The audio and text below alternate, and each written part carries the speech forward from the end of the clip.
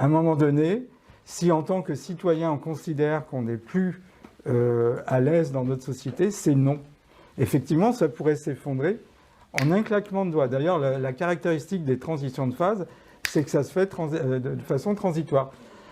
Par exemple, si vous refroidissez de l'eau à moins 40 degrés, on appelle ça une trempe, vous avez un état qui est intermédiaire entre le cristal et l'eau. On appelle ça un cristal liquide.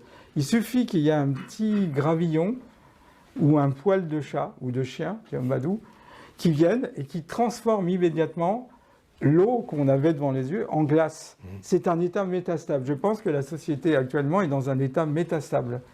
C'est-à-dire on est intermédiaire entre le cristal, dont Paul Valéry disait que c'est le monde totalitaire, et le liquide qui est la liberté, la démocratie.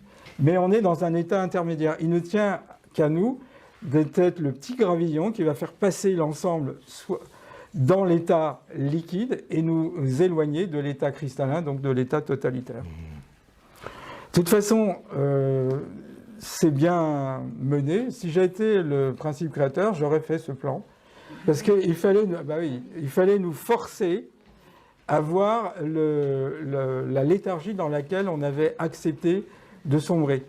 Il fallait qu'on puisse voir la partie invisible, les manipulations, qu'on voit que le pouvoir est au moins de perverses narcissiques. Il fallait qu'on puisse voir aussi nos propres zones d'ombre, qu'on puisse constater combien nous nous sommes éloignés des modes opératoires du divin, vie, vérité, amour. Ce monde n'est pas basé sur la vie, mais sur la mort. Il n'est pas basé sur la vérité, mais sur le mensonge. Il n'est pas basé sur l'amour, mais sur la peur et la colère. Donc c'est à nous de combattre notre ennemi par ce qui est l'inverse de ce qu'il veut nous imposer, à savoir, plus on sera élevé spirituellement, plus on retrouvera le sens communautaire, plus on sera en mesure de contacter le meilleur en nous, plus on accélérera la transition de phase et plus chacun jouera le rôle de petit cluster.